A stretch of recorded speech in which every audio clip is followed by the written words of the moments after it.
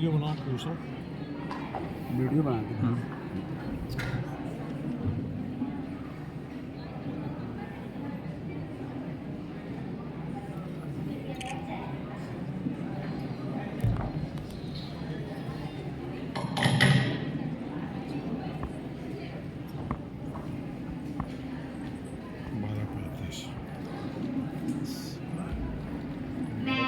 युवा संसद में आप सबका अभिनंदन करती हूँ।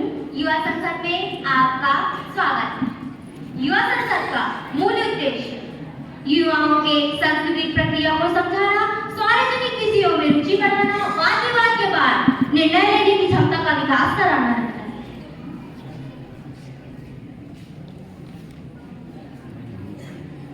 मुझे पूर्ण विश्वास है कि आप संसदीय गरिमा को बनाए रखेंगे और मेरा सहयोग देंगे। राष्ट्रगान की प्रक्रिया तत्पश्चात राष्ट्रगान की प्रक्रिया समापन हो गई है। इसके पश्चात प्रक्रिया को आगे बढ़ाते हैं मंगल कामना। धवल हिमांचल में बिखरी है जिसकी अमृत जटिलाएं, विश्व शांति संदेश लिए जीवित जिसकी सांस्कृतियाएं, स्वच्छ पावन द्युत देती है जिसकी जीवन साथ से थामला, भूमि ठान जिसका मानव सजीवा, प्रकृति का ही यही देश सभी प्रकृति जीवी बन जावे, यदि नदी पर पीढ़ी जन्म अकल बन जावे। शपथ। मुख्य सचिव युवा संसद को शपथ कराई जाए।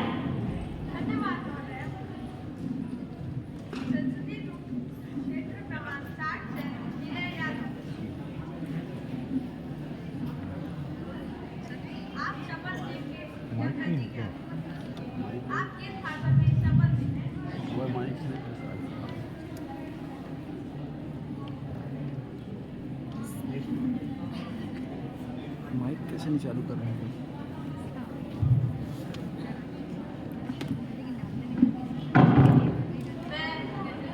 मैं नीला यादव जो युवा सांसद लोकसभा क्षेत्र का सदस्य निर्वाचित हुआ हूँ, मैं ईश्वर की शपथ लेता हूँ कि मैं विधि द्वारा स्थापित भारत के संविधान के प्रति श्रद्धा और निष्ठा रखूंगा, देश की प्रभुत्वता और अखंडता को बनाए रखूंगा तथा मैं जिस पद को ग्रहण करने वाला हूँ उसके कर्तव्यों का श्रद्धापूर्वक निर्वहन करूंगा।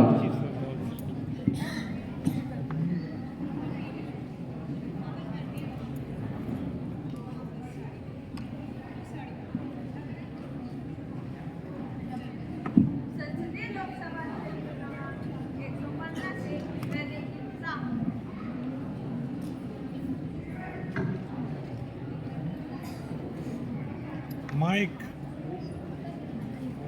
बस मत डिस्टर्ब नहीं करना, चलने दें। आप शपथ ग्रहण करेंगे या प्रतिज्ञा नहीं ना आवाज नहीं चालू किया भाषण में शपथ लेंगे। Camera man. हाँ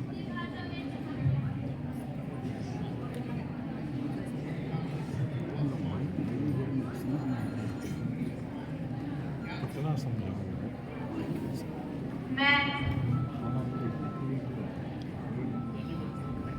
मैं वैदेही साहू जो युवा संसद के लोकसभा क्षेत्र की सदस्य निर्वाचित हुई हूँ, ईश्वर की शपथ लेती हूँ कि मैं विधि द्वारा स्थापित भारत के संविधान के प्रति श्रद्धा और निष्ठा रखूंगी, देश की प्रभुसत्ता और एकता को बनाए रखूंगी तथा जिस पद को मैं ग्रहण करने वाली हूँ उसके कर्तव्यों का श्रद्धापूर्वक निर्वहन करूंगी।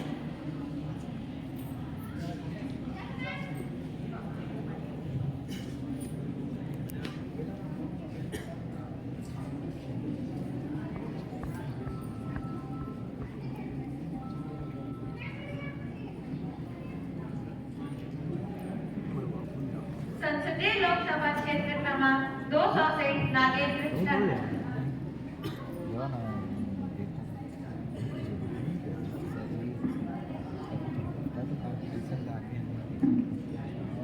आप शपथ लेंगे या प्रतिज्ञा?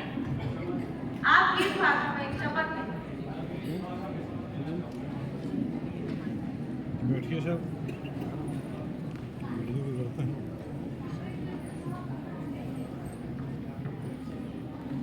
I, Nagendra Tandon, having been nominated as a candidate to fill a seat in Parliament Assembly, do swear in the name of God that I will bear true faith and allegiance to the Constitution of India as the law established, and that I will uphold the sovereignty and integrity of India. Thank you.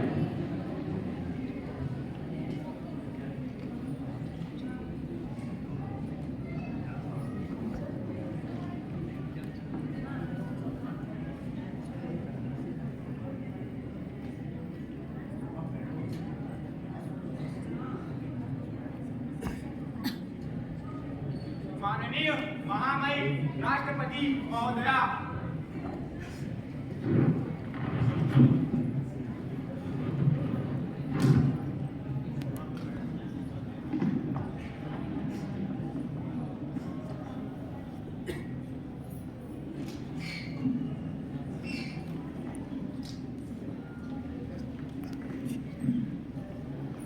क्या आप सभी बैठ जाएं?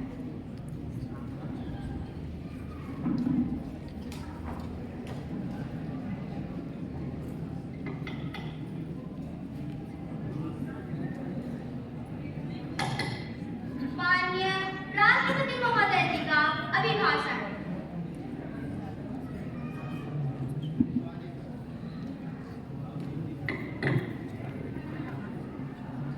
माननीय सदस्यगण, मैं 18वीं लोकसभा के नवनिर्वाचित सभी सदस्यों को बहुत बहुत बधाई एवं शुभकामनाएं देती हूँ। आप सभी यहाँ देश के सभी मतदाताओं का विश्वास जीत कर आए हैं। देश सेवा और जन सेवा का ये सौभाग्य बहुत ही कम लोगों को मिलता है। मुझे पूरा विश्वास है कि आप राष्ट्र भावना के साथ अपना दायित्व निभाएंगे। 140 करोड़ देशवासियों की आकांक्षाओं का पूर्ति का साधन बनेगी। मैं माननीय सीमा कुर्रे जी को लोकसभा अध्यक्ष के गौरवपूर्ण भूमिका के निर्वहन के लिए शुभकामनाएं देती हूँ।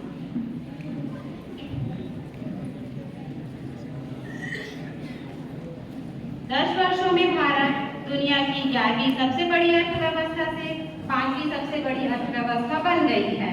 2021 से 2024 तक भारत की वार्षिक वृद्धि दर औसतन 8% है। वहीं वैश्विक विकास में भारत का योगदान 15% है। अप्रैल 2024 में जीएसटी कलेक्शन पहली बार 2 करोड़ रुपए से ज्यादा हुआ है।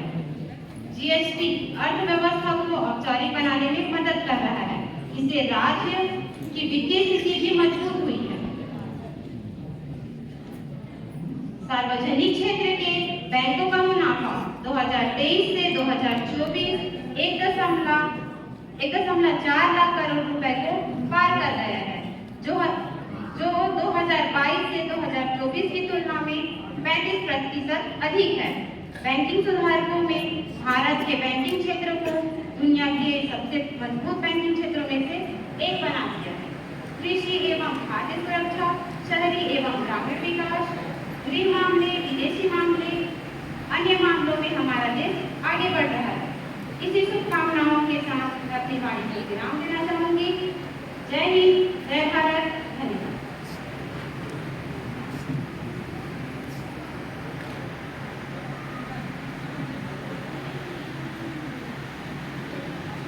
धन्यवाद राष्ट्रपति महोदय।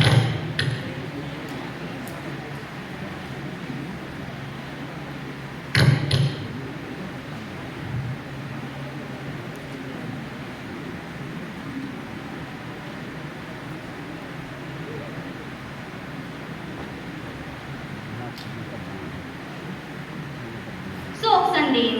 माननीय सदस्यगण, चूंकि आज हम 2 महीने पश्चात मिल रहे हैं, यह मेरा दुखद कर्तव्य है कि मैं हासन लोकसभा सीट से संसद माननीय राजीव दिले का हार्ट अटैक से निधन की सूचना देती हूँ। उन्होंने श्रमिकों के कल्याण एवं पिछड़े वर्ग दलित लोगों को अपना समय एवं शक्ति लगाई। वे एक सक्रिय संसद और प्रभावी वक्ता थे तथा सदन की कार्यवाही में बहुत रुचि लेते थे।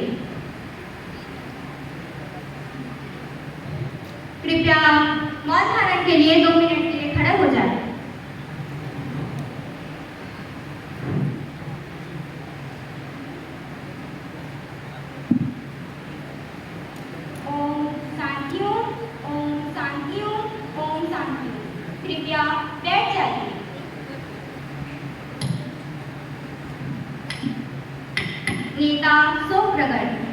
प्रधानमंत्री जी।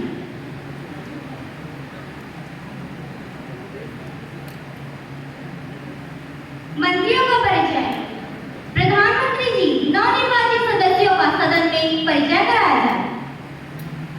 माननीय अध्यक्ष महोदय, मैं प्रधानमंत्री नीला यादव, गृह मंत्री किसान वैष्णव, वित्त मंत्री वैदेही साहू, रक्षा मंत्री जिज्ञासा साहू और विदेश मंत्री वंदना पटेल।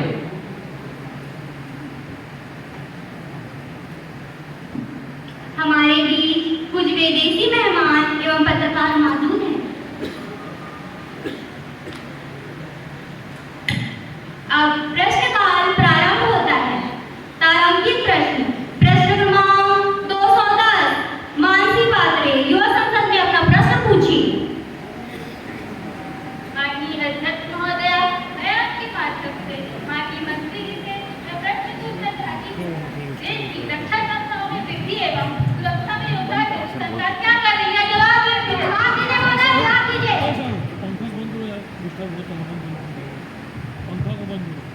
माननीय अध्यक्ष महोदय, मैं आपके माध्यम से माननीय सदस्य को अवगत कराना चाहूंगी कि वर्ष 2023-24 से वर्ष 2025 की अवधि के लिए 750 करोड़ रुपए की अभिनव योजना रक्षा मंत्रालय ने रक्षा उत्पादन विभाग DDP के रक्षा उत्कृष्टता के लिए माननीय अध्यक्ष महोदय, इस सब के बावजूद भी हमारे देश की रक्षा संबंधित तमाम समस्याएं उत्पन्न हो रही है, जैसे हमारे पड़ोसी देश पाकिस्तान, चीन, बांग्लादेश द्वारा हमला किया जा रहा है। इस सब के लिए सरकार क्या कर रही है? जवाब दीजिए। संसदीय गरिमा को बनाए रखिए। इसका लक्ष्य प्रस्तावित समय सीमा में लगभग 30 दिन से महत्वपूर्ण निजी प्रौद्योगिकियों का विकास करना है। इसमें आधुनिक सशस्त्र बलों की अपेक्षाओं और आवश्यकताओं एवं रक्षा और चार्ज सिस्टम की क्षमताओं के बीच के अंतर को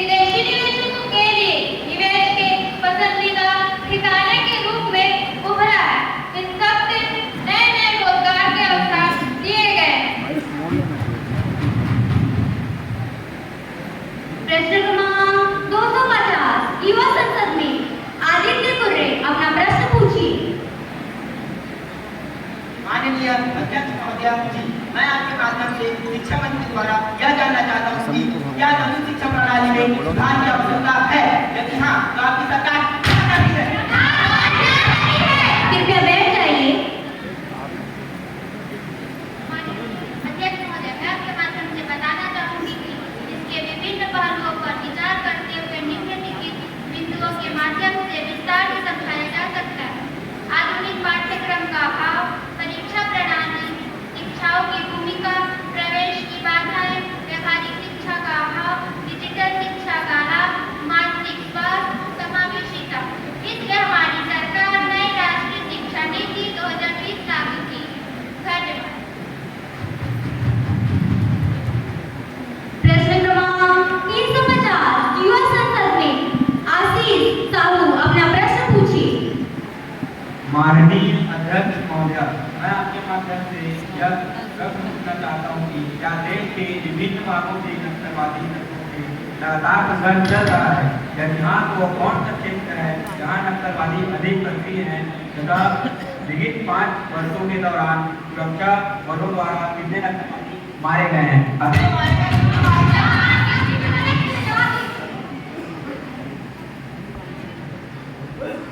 माननीय अध्यक्ष महोदया, मैं आपके माध्यम से बताना चाहता हूँ कि भारत के संविधान की जाति और सूची के अनुसार पुलिस बलों के व्यवस्था के विषय राज्य सरकारों के पास है। वामपंथी उग्रवाद की समस्या से समग्र रूप से निपटने के लिए भारत सरकार ने नए वर्ष 2015 में माननीय अध्यक्ष महोदय, देश में नक्सलवाद माओवाद की बढ़ती प्रकोप एक गंभीर समस्या है, जिसके लिए सरकार क्या कदम उठा रही है? राष्ट्रीय नीति एवं बहुआयामी कार्यनीति की परिकल्पना की है। प्रभावित जिलों का विवरण उल्लेख में किया गया है। वामपंथी उग्रवाद संबंधी दिशा में पिछले 5 वर्षों के दौरान 645 वामपंथी उग्रवादी पौधों को मार गिराया था और 207 सुरक्षा बल सैनिकों ने शहादत की प्राप्त की। धन्यवाद। प्रश्न क्रमांक 350 युवा संसद में नागेंद्र टंडन अपना प्रश्न पूछिए। Thank you, Speaker Ma'am. I want to ask a question to the government that what schemes are being done by your government for women empowerment and child development? Honorable respected ma'am, women empowerment refers to improving human rights. Rights and development abilities. It is essential for equality and development in society. Our efforts in our crucial role not only in their families but also in the progress of society and the nation. Speaker, why women not give much encouragement? जवाब दीजिए हमें। Measure scheme run by the Indian government of child development include the Poshan Abhiyan Nutrition Mission, Beti Bachao and Beti Padhao, Save the Girl Child, Educate the Girl Child and the Integrated Child Development Service (ICDS) focus on ensuring children's nutrition, food and health.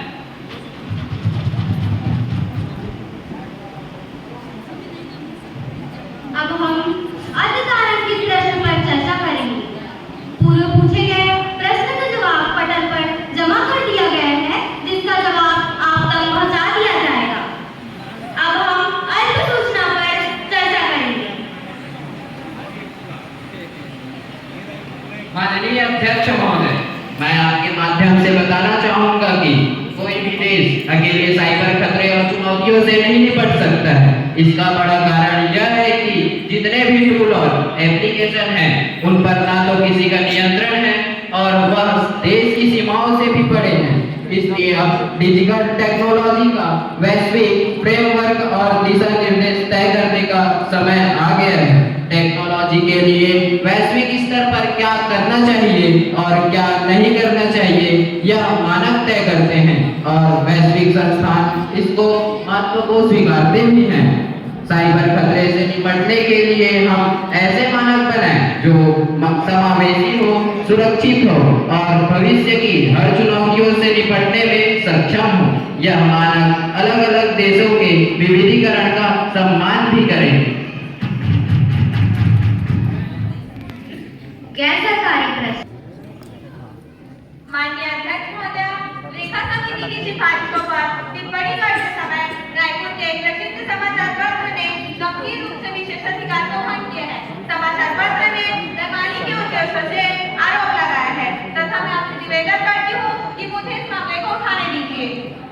क्या आपने इस संबंध में पहले notice दिया है? माननीय अध्यक्ष महोदय, मैंने आज प्रातः 10 बजे इसका नोटिस दिया है।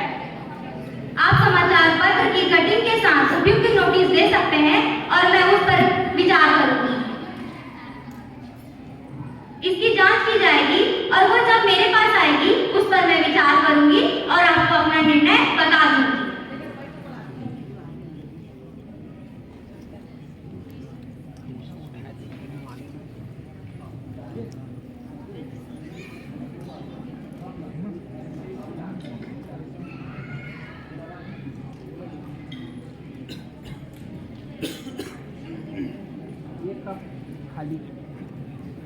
खाली बाटल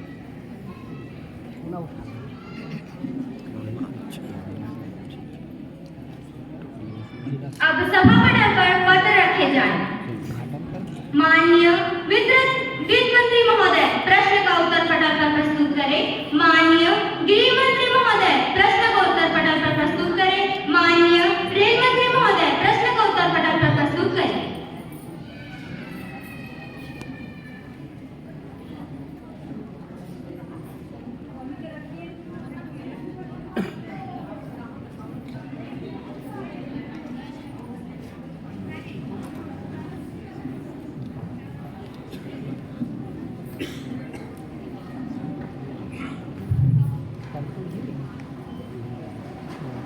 राज्यसभा से संदेश। महासचिव युवा संसद की राज्यसभा से प्राप्त संदेश पढ़ें। मुझे युवा संसद की राज्यसभा के महासचिव से प्राप्त निम्नलिखित संदेश की सूचना देनी है।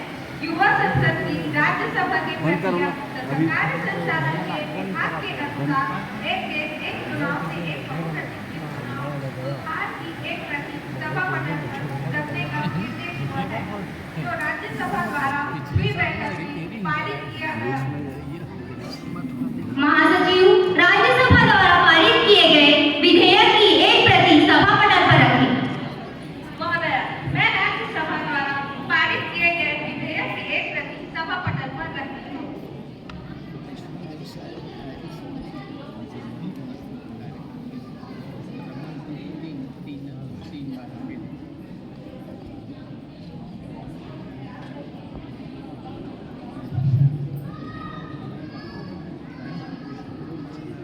ध्यानाकर्षण प्रस्ताव। अब हम ध्यानाकर्षण प्रस्ताव पर चर्चा करेंगे। माननीय अध्यक्ष महोदय द्वारा मैं सम्माननीय विदेश मंत्री जी से यह प्रश्न पूछना चाहती हूँ कि इजराइल पर ईरान के ताज़ा मिसाइल हमले से पश्चिम एशिया में व्यापक संघर्ष का खतरा काफी बढ़ गया है। क्या भारत पश्चिम एशिया में युद्ध की सूरत में ईरान और इजराइल के बीच संतुलन बनाते हुए अपने हितों की सुरक्षा कर पाएगा?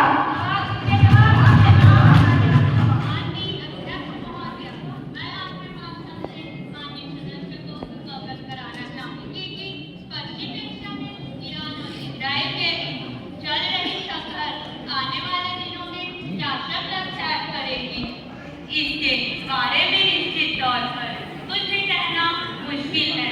7 अक्टूबर 2023 को इजराइल के हमास के हमले के बाद क्षेत्र में जो संघर्ष शुरू हुआ, इसमें हिजबुल्लाह को ईरान का समर्थन है।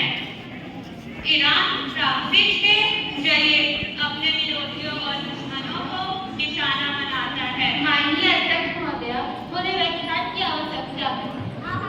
माननीय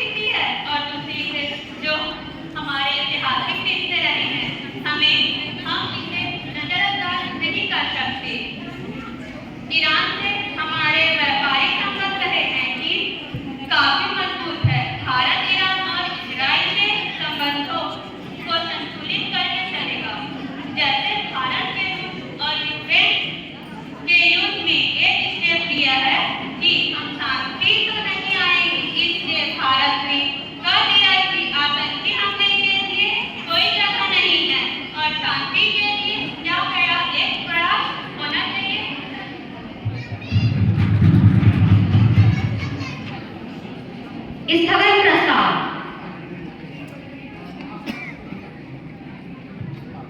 अब सुन। माननीय अध्यक्ष महोदय, मैं आपके माध्यम से माननीय सदस्य को अवगत कराना चाहूंगी कि हमारी सरकार ने 2024-25 के बजट में हमारे कानून और संस्थानों में प्रकृति के सकारात्मक सुधारों के लिए लगभग $107 मिलियन के निवेश की घोषणा की है। इसमें EPA और EIA की स्थापना तथा पर्यावरण अनुमोदन निर्णयों को सुदृढ़ एवं सरल बनाने के लिए पहले से ही घोषित वित्त पोषण शामिल है।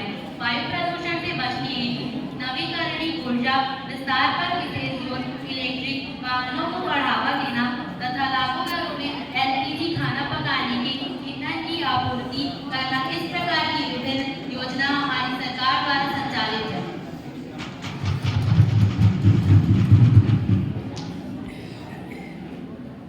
अब शून्यकाल प्रारंभ होता है।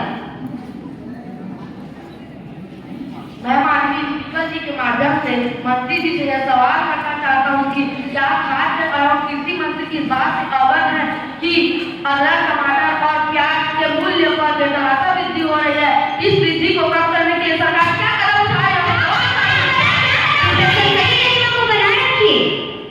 माना कि तेरे जीत के काबिल नहीं हूँ मैं, माना कि तेरे जीत के काबिल नहीं हूँ।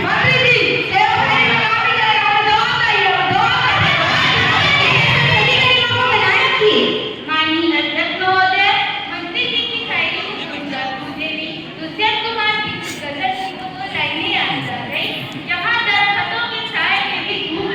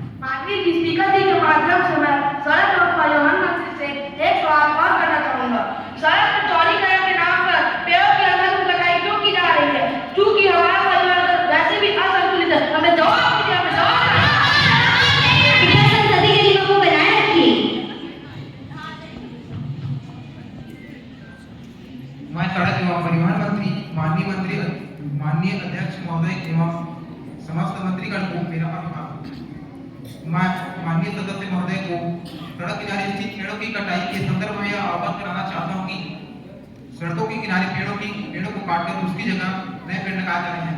पेड़ों को काटकर सरकारी लकड़ी उद्योग में भेजे जा रहे हैं, जिससे सरकारी स्कूल कॉलेजों के लिए लकड़ी के कुर्सी टेबल इत्यादि सरकारी खेल के सामग्री बनाया जा रहा है।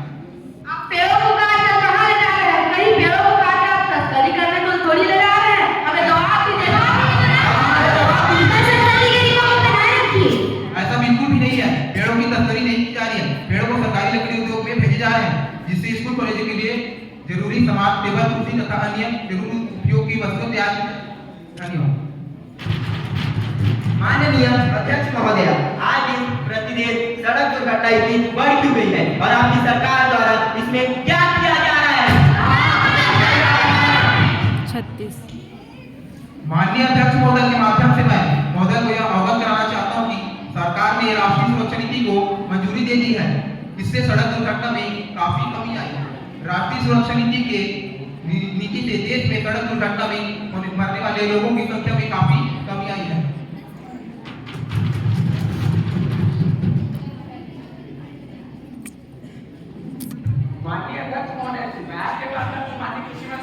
माननीय अध्यक्ष जी, मैं आपके माध्यम से माननीय मंत्री जी को इस बात से अवगत कराना चाहता हूं कि हमारी सरकार द्वारा कृषकों को अधिक से अधिक अच्छी संवर्धन में उनके धान को खरीदा जा रहा है, जिससे किसानों को अधिक से अधिक लाभ हो रहा है।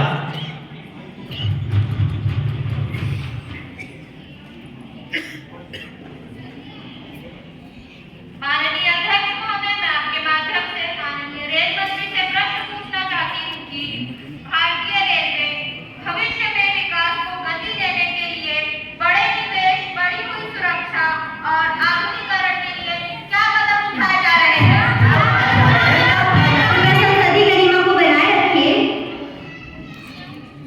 माननीय अध्यक्ष महोदय, मैं आपके माध्यम से माननीय सदस्य को अवगत कराना चाहूंगी कि सरकार ने भारतीय रेलवे को विश्व स्तरीय इकाई में बदलने को प्राथमिकता दी है।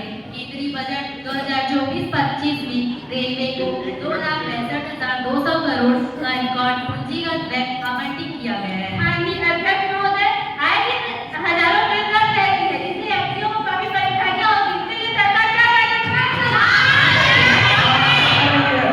अविश्वास प्रस्ताव। माननीय अध्यक्ष महोदय, हम विश्वास रखते हैं, हमें विश्वास है कि सरकार एक मत नहीं है। पक्ष विश्वास मत साबित करें। माननीय अध्यक्ष महोदय, हमारी सरकार एक मत है, हम बहुमत साबित कर सकते हैं। हाथ उठाकर बहुमत साबित करें। विश्वास मत साबित हो गया है। विधायी कार्य। माननीय मंत्री विधेयक का पुनः स्थापन करेंगे। एक देश एक चुनाव से एक बहुप्रतिशत चुनाव सुधार संभव हो सकेगा। भारत में चुनाव भ्रष्टाचार की एक प्रमुख वजह है। जांचों के स्तर पर